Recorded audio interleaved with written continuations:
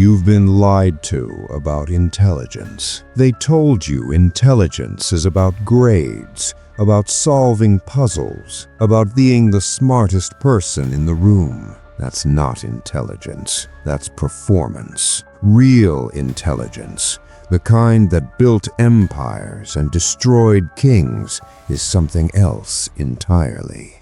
It's dark. It's silent. And most people will never possess it. You felt it. That moment when someone outmaneuvered you without saying a word. When someone made you doubt yourself using nothing but a look. When you realized too late that you were playing checkers while they were playing chess. You weren't outsmarted. You were outplayed. And the worst part? You didn't even see the game. Here's what they don't tell you. From the moment you were born, you were trained to be weak, to be readable, to show your cards. Your parents told you to express your feelings. Your teachers rewarded you for sharing your thoughts. Society called it emotional intelligence. Machiavelli called it suicide. Because in the real world, the one outside your screen, outside your safe spaces, the person who reveals everything, controls nothing. By the end of this, you'll understand the 9 laws that separate the powerful from the powerless. These aren't theories. These aren't motivational quotes. These are the hidden mechanics of human behavior that Machiavelli observed in the blood-soaked courts of Renaissance Italy. The same mechanics that run your office, your relationships, your life. And you've been blind to all of it. Let's start with something uncomfortable. You talk too much. You always have. Not because you're social, not because you're friendly, but because silence terrifies you. You were conditioned to believe that silence means you have nothing to say, that gaps in conversation are failures, that if you're not filling the air with words, you're losing. That's exactly what they want you to believe. The first law is the law of selective silence, and it's the most dangerous weapon you'll ever own. Machiavelli observed that the most powerful men in Florence spoke the least, not because they were shy, not because they were thinking, but because they understood something you don't. Every word you speak is a piece of information, and information is power transferred. When you talk, you reveal. You reveal your insecurities when you over-explain. You reveal your desperation when you fill silence. You reveal your hand when you answer questions you were never asked. And the person across from you? They're collecting. They're filing away every word, every hesitation, every nervous laugh, and they're building a map of your weaknesses. Here's the psychology. It's called the spotlight effect. When you're silent, the other person assumes you're judging them. So they start talking, they start justifying, they start revealing. You didn't ask a single question, you just existed, and they gave you everything. You've seen this. Someone asks you a question, you pause, you count to 3 in your head, and suddenly they're explaining themselves, apologizing, offering more information than you ever requested. You didn't manipulate them, you just refused to fill the void. And nature abhors a vacuum, so they filled it for you. But here's where it gets dangerous, because most people will learn this law and stay silent all the time. That's not power, that's autism. Selective silence means you choose when to speak and when to let others destroy themselves with their words. Machiavelli wrote in The Prince, "Never attempt to win by force what can be won by deception." Silence is the gentlest deception. It makes people think you know more than you do, and perception is reality. Now, let's talk about the second law, the one that will make you uncomfortable, the Law of Strategic Amorality. You were raised to believe in good and evil, right and wrong, justice and fairness. That's beautiful. It's also irrelevant, because the world doesn't run on morality, it runs on outcomes. Machiavelli didn't say, "Be evil." He said something far more terrifying. He said, "Be effective." The difference? Evil people hurt others for pleasure. Strategic amorality means you recognize that sometimes the right action is the cruel one, not because you enjoy cruelty, but because the alternative is weakness, and weakness is death. Here's the truth you've been avoiding. Every powerful person you admire has made decisions that would disgust you. Every CEO, every historical figure, every leader. They fired people who trusted them. They lied to allies. They sacrificed the few for the many. And they slept fine, because they understood something you don't. Morality is a luxury of the powerless. The powerful create morality to control you. You've experienced this.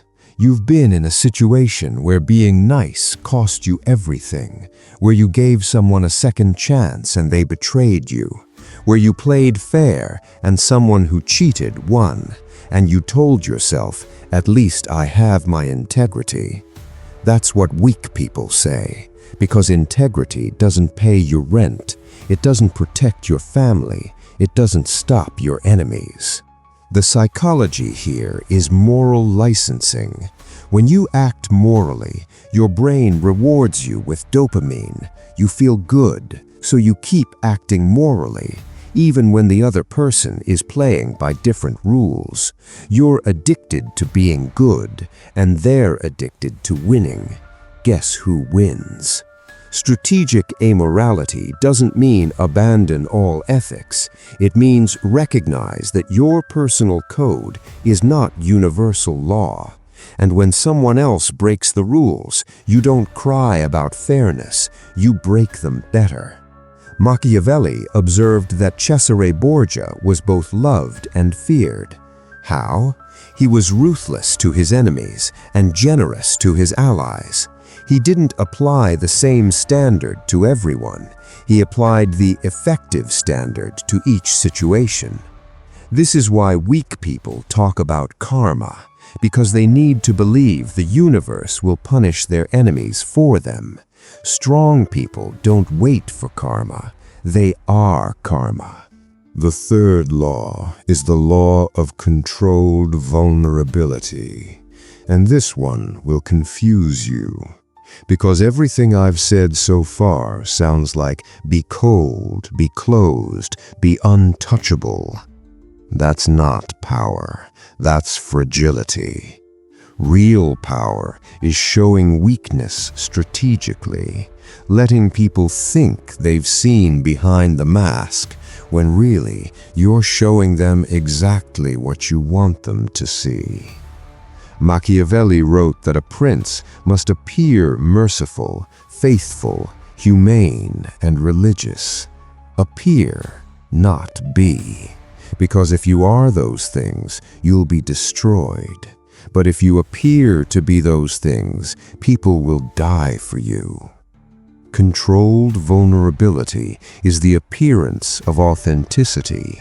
It's the calculated reveal that makes people trust you, while you trust no one.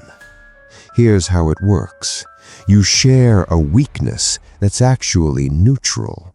You tell someone you're bad with names, or terrible at cooking, or anxious in crowds. These aren't real vulnerabilities.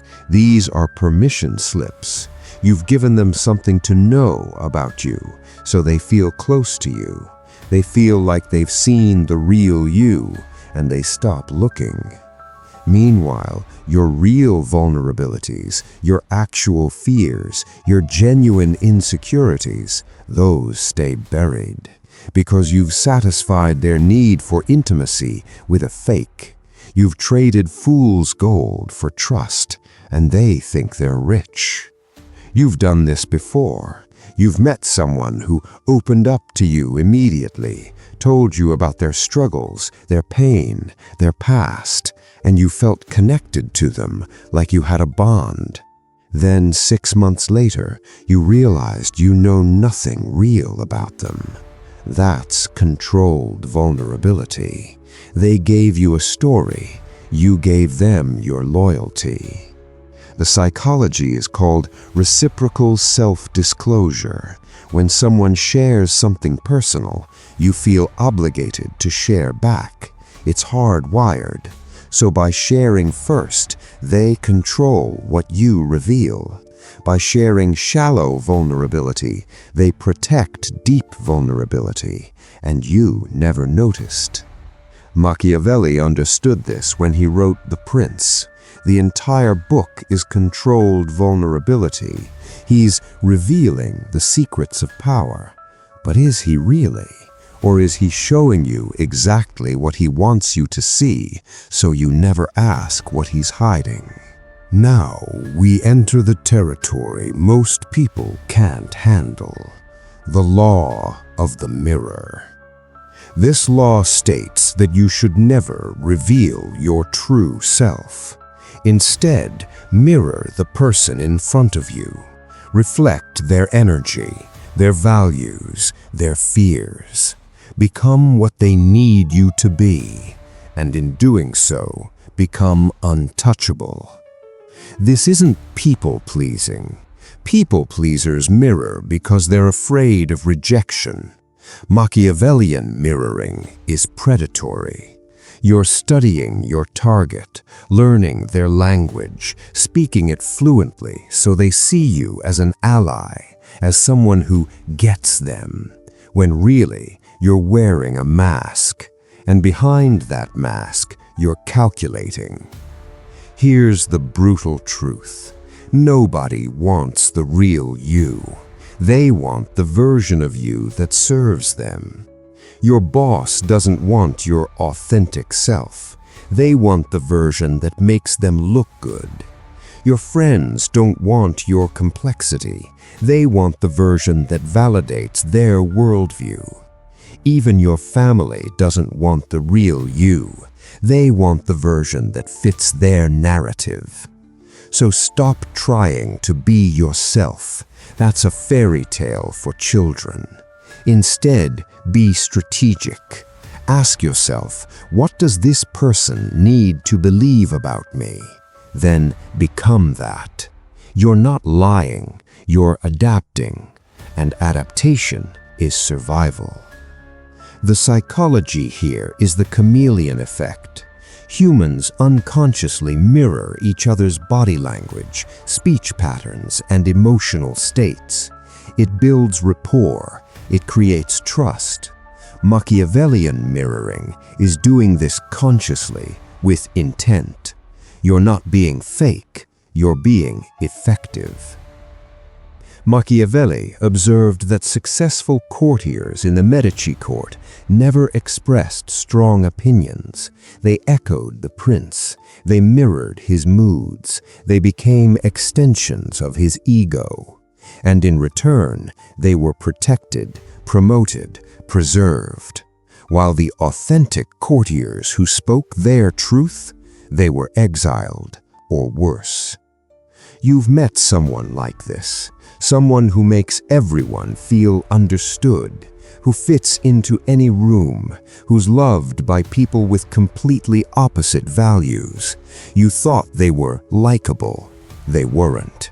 They were mirrors, and you fell in love with your own reflection.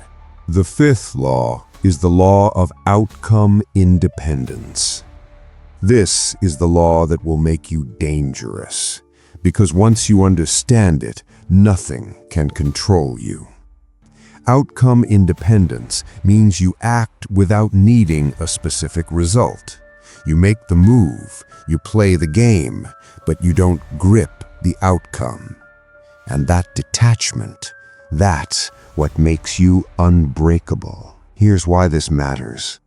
Right now, you need things. You need validation. You need success. You need people to like you.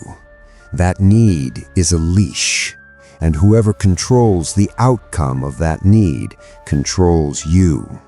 Your boss controls you because you need the paycheck. That person controls you because you need their approval. Society controls you because you need to feel normal. Outcome independence is cutting the leash. You still work, you still pursue, but you don't need it. You want it. And the difference between need and want is the difference between slave and sovereign. Machiavelli saw this in military commanders. The generals who were desperate to win made emotional decisions. They overextended. They took unnecessary risks. They lost. The generals who accepted that loss was possible fought intelligently. They calculated. They waited. They won more often. Not because they didn't care, but because they weren't enslaved by caring. The psychology is called approach motivation versus avoidance motivation. When you need something, you're in avoidance mode. You're terrified of losing, so you play defensively. You make weak moves. When you want something but don't need it, you're in approach mode. You play offensively. You take smart risks. You win. You felt this. That job interview where you were desperate, you fumbled, you over-explained, you lost. Then that other interview where you already had options. You were calm, you were confident, you were yourself. They offered you the job. Same you, different energy. Because outcome independence is power. The sixth law will disturb you. The law of the useful enemy. This law states that you should never eliminate all your enemies, because enemies give you purpose. They justify your actions. They unite your allies. They make you necessary. A world without enemies is a world where you're irrelevant. Machiavelli observed that the most stable princes always had a visible threat, an external enemy, a rival family, a foreign power. Because as long as the enemy existed, the people needed their prince. The moment the enemy was destroyed, the people questioned why they needed a ruler at all. So the wise prince never fully destroyed his enemies. He managed them. This isn't paranoia. This is strategy. Think about it. Your company needs competition to justify growth. Your political leaders need foreign threats to justify control. Even your personal identity needs adversaries to define itself. Who are you without someone to stand against? Here's the dangerous part. Sometimes you need to create the enemy. Not a real one, but a useful one. A target for collective anger, a scapegoat for failure. Machiavelli called this the necessity of appearing to have enemies. Because people don't unite around shared values, they unite against shared threats. You've done this. You've had a coworker everyone complained about, and that complaining bonded you with others. The enemy was useful. They gave you something to rally against. Then they left, and suddenly the group turned on itself, because the useful enemy was gone, and groups need targets. The psychology is called in-group, out-group bias. Humans are tribal. We define ourselves by who we're not. Remove the not, and we fragment. So, if you want to lead, you need a villain, even if you have to invent one. The seventh law is the law of the persona, This law states that your reputation is more real than your reality. People don't interact with you, they interact with the idea of you, the story they've been told, the image you project. Master your persona, and you master your world. Lose control of your persona, and you lose everything. Machiavelli understood this deeply. He wrote that a prince doesn't need to have good qualities, he just needs to appear to have them, because perception is the only reality that matters. If people believe you're powerful, you are powerful. If they believe you're weak, you are weak. The truth of what you actually are? Irrelevant. This is why branding exists, why celebrities have PR teams, why politicians hire image consultants. Not because they're fake, but because they understand that their persona is a separate entity, one that must be managed, protected, evolved. Your persona is your most valuable asset, and you've been neglecting it. Here's the hard truth. Right now, people have a story about you. Maybe you're the smart one, or the funny one, or the reliable one. You didn't choose that story, but you're living it. And every time you act outside that story, people are confused, uncomfortable. They pressure you back into the narrative because your persona serves them. It makes you predictable, useful, categorized. The law of the persona says, take control of your story. Decide who you are in the minds of others, then become that ruthlessly. Everything you say, everything you post, every choice you make in public, it's all content for your persona. Curate it like Michelangelo carved David, because people will judge the sculpture, not the marble. Machiavelli's own persona is proof.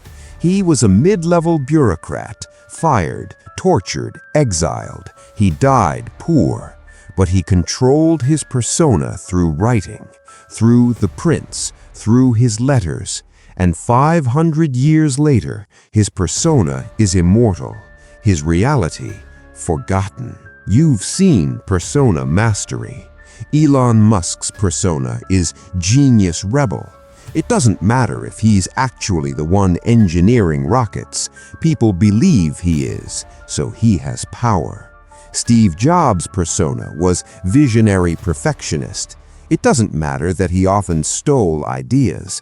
People believed he created them, so his legacy is untouchable. The eighth law is the law of necessary suspicion.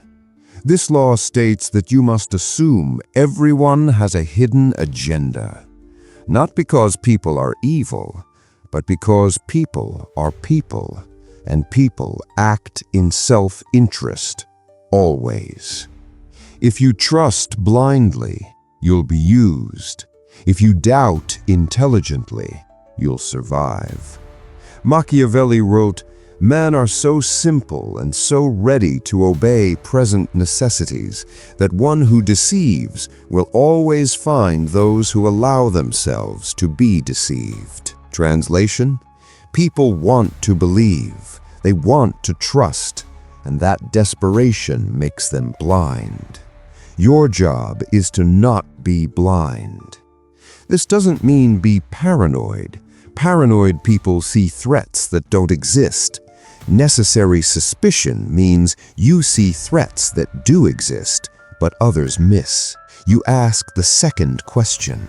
You notice the pattern. You feel the shift in energy before it becomes betrayal. Here's the test. Think about the last time someone betrayed you. There were signs, small ones. They canceled plans. They avoided eye contact. They praised you too much. But you ignored the signs because you didn't want to believe. You wanted to trust, and trust made you vulnerable. The psychology is called the halo effect. When we like someone, we ignore their red flags. We rationalize their suspicious behavior. We give them benefit after benefit of the doubt until they destroy us. And then we act surprised. But we weren't surprised. We were willfully blind. Necessary suspicion is keeping your eyes open. It's asking yourself, what would this person do if it benefited them and hurt me? If the answer is anything other than nothing, then you watch them. You don't trust them. You verify. Machiavelli practiced this obsessively. He kept detailed notes on everyone, their alliances, their debts, their secrets, not because he was cruel, but because information is armor, and in a world of knives, you need armor. The final law, the ninth law, the one that ties everything together, the law of the shadow. This law states that for every persona you project, you must maintain a shadow self, a hidden part, the part that no one sees, the part that holds your true power, your real thoughts, your actual plans, your ultimate self. The world sees your light, your charm, your strategy, your controlled vulnerability. But beneath that, the shadow, the part of you that watches, that calculates, that remembers every slight, every betrayal, every moment of weakness, and waits. This is the part of you that doesn't forgive, doesn't forget, doesn't play fair. This is the part that, when necessary, does what must be done, without hesitation, without guilt, without announcement. The shadow doesn't explain itself. It simply acts and vanishes. Machiavelli's shadow was his writing. While he played the loyal bureaucrat publicly, his shadow wrote The Prince, a book so ruthless, so honest, so dangerous that it's been banned for centuries. The light Machiavelli served Florence. The shadow Machiavelli served truth. And the shadow outlived the light. Here's why the shadow matters. Without it, you're just a performer, a mask with nothing behind it. People can sense that. They can feel when someone is all surface, all persona, no depth, no danger, and they dismiss you. But when you have a shadow, when people sense there's something more beneath your smile, that's when they respect you, fear you, remember you. The shadow is not your darkness, it's your sovereignty. It's the part of you that answers to no one, that operates by its own code, that refuses to be tamed, trained, or trapped. Society wants to eliminate your shadow, to heal it, to bring it into the light. Don't let them, because the moment your shadow disappears, you become domesticated, predictable, weak. You've learned 9 laws: the law of selective silence, the law of strategic amorality, the law of controlled vulnerability, the law of the mirror, the law of outcome independence, the law of the useful enemy, the law of the persona, the law of necessary suspicion, the law of the shadow. These aren't rules, they're awareness. You can't unsee them now. You'll notice them everywhere. In your boss, in your friends, in strangers. And you'll realize most people are playing a game they don't even know exists. But you see the board now. You see the pieces. You understand the rules no one taught you. Here's what happens next. Most people will watch this and do nothing. They'll nod, they'll agree, maybe they'll even feel inspired. And tomorrow, they'll go back to being prey, to being readable, to being controlled. Because knowing is not the same as doing. And doing requires something most people don't have: the willingness to be misunderstood, to be called cold, to be accused of playing games when really You're just refusing to lose them. Machiavelli died alone, exiled, poor. His friends abandoned him, his enemies celebrated. But he left behind something they couldn't touch, a legacy, a truth, a set of laws that 500 years later still explain why some people rise and others fall, why some people are remembered and others are forgotten. The question isn't whether these laws are moral. The question is whether they're true. And if they're true, what are you going to do with that truth? Are you going to pretend you didn't hear it? Go back to playing by rules that only apply to you? Keep losing to people who never believed in fair play? Or are you going to accept that the world is exactly as Machiavelli described it? That power isn't given, it's taken. That weakness isn't punished by karma, it's punished by reality. And that the only difference between the powerful and the powerless is that the powerful know the game and play it better. You don't need me to tell you what to do next. You need you to decide. If you want to stay sovereign or go back to sleep, most people choose sleep because it's easier, safer, more comfortable. But you're still here, still listening, which means you're not most people. Machiavelli once wrote, "It is better to be feared than loved if you cannot be both." But he left out the third option, to be neither, to be forgotten. The choice was never his to make. It was always yours.